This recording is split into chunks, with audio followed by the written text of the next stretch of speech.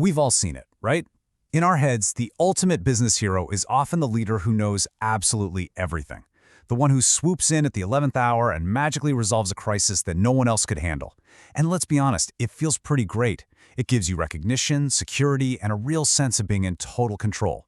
But here's the harsh reality of this dynamic. That amazing feeling of being the hero, it's usually masking the fact that you have actually become a massive bottleneck for your own organization. So let's challenge that hero myth for a second. Ask yourself this slightly chilling question, and be brutally honest. If you were suddenly not present, would your system continue to function? You see, the true value of leadership isn't about making yourself completely irrelevant. Not at all. It's about building an organization that's actually capable of moving forward even when you aren't physically in the room, or when you intentionally choose to step back. The trap is that many leaders become indispensable simply because, in the early days, they were the fastest or the most competent. But a huge problem emerges when that temporary fix becomes the permanent norm. And that leads us straight into what we call the vicious cycle of indispensability. Think of it like this. Every single time a leader intervenes to solve an immediate, burning problem, it definitely feels like a quick win. But constantly solving those immediate urgencies actually prevents your team from developing their own judgment. It creates this closed loop where the entire system relies on just one person to function. Here is exactly how this trap snaps shut. First, the leader intervenes because they think, well, the team just isn't ready. Second, because of that intervention, the team gets fewer opportunities to actually experiment, fail, learn, and make decisions. Third, as a direct result, their autonomy naturally shrinks. And finally, the leader looks around at the team, sees they aren't stepping up, and says, aha, see, I knew I had to intervene. At that point, your indispensability isn't just about habit anymore. It is an ingrained property of your entire system. So, what happens to your team's behavior next? Well, you'll start seeing symptoms. Things like problems just sitting there unresolved when you're on vacation, or important meetings constantly getting postponed because the decision maker is unavailable. But here's the kicker. Waiting for the leader actually becomes a perfectly rational response for them. These signals don't necessarily mean your team is incompetent. Think about it. If their decisions are frequently corrected, overridden, or second-guessed by you after the fact, of course they're going to wait for you. It's literally the most logical thing they can do to avoid being penalized. Now, there is a stark trade-off to operating this way. Let's look at the balance sheet. On one hand, the indispensable leader gains recognition, centrality, and this constant, reassuring confirmation of their own competence. It absolutely feeds the ego. But the costs? They are incredibly severe. You lose your time for high-level strategic thinking. You lose opportunities for your own professional growth because you're stuck in the weeds. And most importantly, you completely lose the freedom to choose when to be present. You basically become a prisoner of your own job title. And honestly, the toll this takes goes way deeper than just a chaotic calendar. It inflicts profound damage on your 4 core energies. Mentally, you're just eroded by having to remember and micromanage everything. Emotionally, you're drained by this constant fear that others are going to mess up.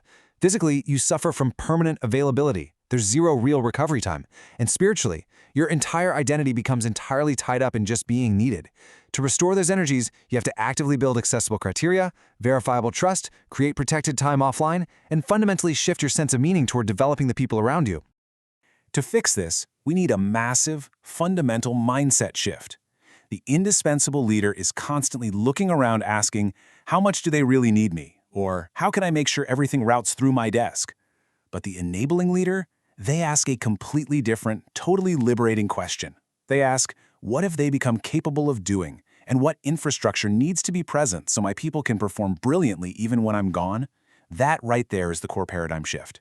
If we were to visualize that shift, it's essentially moving away from a model where all the vital knowledge is locked inside one single custodian's head and moving toward a distributed capability across the entire organization. In highly functional groups, it's not that everyone knows everything, that's impossible, but everyone knows who knows what. Building the possibility of your own absence literally means building the shared, distributed map of knowledge. To systematically pull this off, we can lean on the pillars of the Science of Happiness framework. First is plus being. You have to separate your own self-worth from the need to be necessary. Second, plus we. You're moving from a culture of dependency to a true network of shared responsibility. Third, plus positive chemistry. This means providing autonomy without abandonment. Throwing a complex task at someone without giving them resources isn't empowerment, guys. It's just a transfer of risk. And finally, plus discipline. You have to build this autonomy progressively, way before a crisis makes it urgent. Okay, let's break this down into 5 highly actionable moves you can execute to genuinely make your absence possible. Move 1. Map your dependencies. Find out exactly where the team gets stuck when you aren't around. Move 2. Define crystal clear levels of autonomy. Move 3, and this is a big one, transfer criteria, not just tasks. Don't just tell people what to do, give them the decision-making criteria so they can figure it out themselves next time. Move 4. Create progressive trials of absence. Test the water safely, step away for a day, then a week. And move 5. Measure your own success entirely differently. Measure it by what your team can achieve when you are nowhere to be found. It really all boils down to this.